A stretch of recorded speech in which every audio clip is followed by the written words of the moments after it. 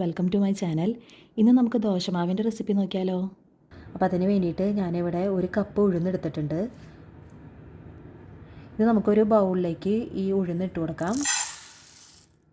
ഇത് ഏകദേശം ഒരു 5 മണിക്കൂറെങ്കിലും, മിനിമം ഒരു 5 മണിക്കൂറെങ്കിലും നമുക്കിത് സോക്ക് ചെയ്ത് വെക്കണം. ഇത് 3 കപ്പ് പച്ചരിയാണ് ഇപ്പോൾ ഞാൻ എടുത്തേക്കുന്നത്. അപ്പോൾ നമുക്ക് ഇതും ഉഴുന്നും രണ്ട് പാത്രങ്ങളിലായിട്ടാണ് നമ്മൾ സോക്ക് ചെയ്യാനായിട്ട് വെക്കുന്നത്. ഈ പച്ചരിയുടെ കൂടെ ഞാനൊരു 1/2 ടീസ്പൂൺ ഉലുവയും കൂടി ഇട്ട് കൊടുക്കുന്നുണ്ട്.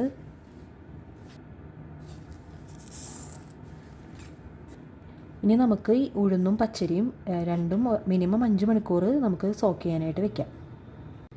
അപ്പോൾ നമ്മുടെ അരിയും ഉഴുന്നും ഞാനിപ്പോൾ സോക്ക് ചെയ്യാൻ വെച്ചിട്ട് ഇപ്പോൾ ഒരു 6 മണിക്കൂർ കഴിഞ്ഞു. അപ്പോൾ അത് നന്നായിട്ട് ഞാൻ രണ്ടും കഴുകി എടുത്തിട്ടുണ്ട്.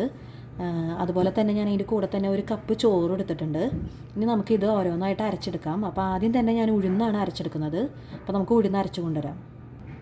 അത് ഉഴുന്ന് നന്നായിട്ട് അരച്ചു കൊണ്ടുവന്നിട്ട് ഞാൻ ഒരു പാത്രത്തിലേക്ക് മാറ്റിയിട്ടുണ്ട്. ഇനി നമുക്കതുപോലെ തന്നെ അരിയും അരച്ചെടുക്കാം. നമുക്ക് അരി അരയ്ക്കുമ്പോൾ നമ്മൾ ആദ്യം ഒരു പകുതി അരിയാണ് നമ്മൾ എടുക്കുന്നുള്ളൂ. കാരണം 3 കപ്പ് അരി നമുക്ക് ഒരുമിച്ച് മിക്സിയിൽ അടിച്ചെടുക്കാൻ ബുദ്ധിമുട്ടാണ്. അപ്പോൾ അതുകൊണ്ട് ഇതിൻ്റെ പകുതി അരിയും അതുപോലെ തന്നെ പകുതി ചോറും അത് രണ്ടും കൂടി ഒരുമിച്ച് നമുക്ക് മിക്സിയിൽ അരച്ചു കൊണ്ടുവരാം. അതുപോലെ തന്നെ രണ്ടാമത്തെ ട്രിപ്പിലും ബാക്കി അരിയും അതുപോലെ തന്നെ ചോറും അരച്ചെടുക്കാം. അപ്പോൾ ഞാൻ അരിയും അടിച്ചു കൊണ്ടുവന്നിട്ടുണ്ട്. ഇനി നമുക്കത് ഉഴുന്നിൻ്റെ കൂടെ തന്നെ ഒഴിച്ചു വയ്ക്കാം. അപ്പോൾ ഞാൻ ഉഴുന്നും അരിയും ചോറും കൂടി അരച്ചു കൊണ്ടുവന്നിട്ടുണ്ട്. ഇനി നമുക്കിതിലേക്ക് 2 ടീസ്പൂൺ ഉപ്പ് ചേർത്ത് കൊടുക്കാം.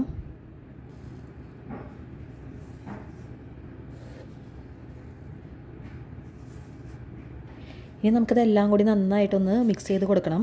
ഞാനിപ്പോൾ കൈ വെച്ചിട്ടാണ് മിക്സ് ചെയ്യുന്നത്. നിങ്ങൾക്ക് വേണമെങ്കിൽ സ്പൂൺ ഉപയോഗിച്ചിട്ട് മിക്സ് ചെയ്യാം. നമ്മൾ എത്ര നന്നായിട്ട് മിക്സ് ചെയ്യണോ അത്ര നന്നായിട്ട് നമ്മുടെ മാവ് പൊങ്ങിയും വരും. അതുപോലെ തന്നെ ദോശയ്ക്കും നല്ല ടേസ്റ്റ് ഉണ്ടാവും. അതുപോലെ തന്നെ അളവുകളായാലും നമ്മൾ എടുക്കുന്ന അളവുകൾ ഒട്ടും മാറിപ്പോവരുത്. 3 കപ്പ് അരിക്ക് 1 കപ്പ് ഉഴുന്ന്, ആ ഒരു അളവിൽ തന്നെ വേണം എടുക്കാനായിട്ട്. അപ്പോൾ നമ്മുടെ മാവ് നന്നായിട്ടൊന്ന് മിക്സ് ചെയ്തെടുത്തിട്ടുണ്ട്. ഇപ്പോൾ ഈ ഒരു കൺസിസ്റ്റൻസി ആട്ടോ നമുക്ക് വേണ്ടത്. ഒത്തിരി ലൂസും അല്ല ഒത്തിരി തിക്കും അല്ലാത്തൊരു കൺസിസ്റ്റൻസിയിലാണ് നമുക്ക് വേണ്ടത്. ഇനി നമുക്ക് ഈ മാവ് ഒരു 10 മണിക്കൂർ വരെ ഫെർമെൻറ്റ് ചെയ്യാനായിട്ട് വെക്കാം. അപ്പോൾ ഓരോ സ്ഥലത്തെ കാലാവസ്ഥ അനുസരിച്ച് അവിടുത്തെ ചൂടിൻ്റെ ഇതനുസരിച്ചൊക്കെ നമുക്ക് പൊങ്ങി വരാനുള്ള ടൈമും നമുക്ക് കൂടുതലെടുക്കും. ഇപ്പോൾ ഞാനിവിടെ ഉള്ളത് തണുപ്പുള്ള സ്ഥലമായതുകൊണ്ട് തന്നെ എനിക്ക് കുറച്ചധികം സമയം വേണം. അപ്പോൾ അതിന് വേണ്ടിയിട്ട് ഞാനിവിടെ ഒരു കുക്കിംഗ് റേഞ്ചിൻ്റെ താഴെയുള്ള ഓവനിൽ കുറച്ച് നേരം ഒന്ന് പ്രീഹീറ്റ് ചെയ്ത് ചെറിയൊരു ചൂടായി കഴിയുമ്പോൾ അത് ഓഫ് ചെയ്യും. അതിനുശേഷം അതിലേക്ക് ഇറക്കി വയ്ക്കുകയാണ് ചെയ്യാറ്. അപ്പോൾ ഒരു 10 മണിക്കൂറിനുള്ളിൽ തന്നെ നന്നായിട്ട് മാവ് പൊങ്ങി വരാറുണ്ട്. അപ്പോൾ ഞാനിത് പ്രീഹീറ്റ് ചെയ്തിട്ടിരുന്നതാണ്. അപ്പോൾ ഇതിൽ ചെറിയൊരു ചൂടേ ഉള്ളൂ. അപ്പോൾ ഞാനിപ്പോൾ ഇതിലേക്ക് ഇറക്കി വെച്ചിട്ടുണ്ടെങ്കിൽ നമുക്കിത് ഇതിൽ മൂടി വെക്കാം. ഇപ്പോൾ നമ്മുടെ ദോശമാവൊക്കെ നന്നായിട്ട് പൊങ്ങി വന്നിട്ടുണ്ട്. ഇപ്പോൾ ഏകദേശം ഒരു 9 മണിക്കൂർ കഴിഞ്ഞിട്ടുണ്ട് നമ്മൾ ഫെർമെൻറ്റ് ചെയ്യാൻ വെച്ചിട്ട്. ഇപ്പോൾ മാവൊക്കെ നന്നായിട്ട് പൊങ്ങിയിട്ടുണ്ട്. ഇനി നമുക്ക് ദോശ ഉണ്ടാക്കാം. ഇപ്പോൾ ഞാനൊരു ദോശ പാൻ ചൂടാക്കാൻ വെച്ചിട്ടുണ്ട്.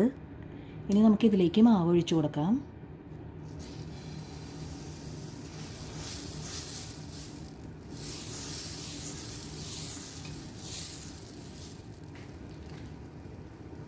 നമുക്ക് കുറച്ച് നെയ്യ് ഒഴിച്ചു കൊടുക്കാം.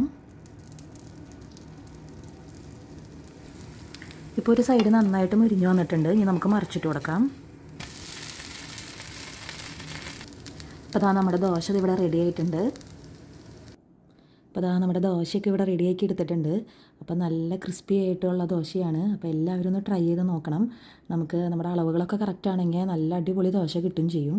അപ്പോൾ എല്ലാവരും ട്രൈ ചെയ്ത് നോക്കി നിങ്ങളുടെ അഭിപ്രായങ്ങളൊക്കെ കമൻറ്റ് ചെയ്യണം. അതുപോലെ തന്നെ ഇതുവരെ ചാനൽ സബ്സ്ക്രൈബ് ചെയ്യാത്തവരാണെങ്കിൽ ഒന്ന് സബ്സ്ക്രൈബ് ചെയ്ത് സപ്പോർട്ടും ചെയ്യണം. താങ്ക്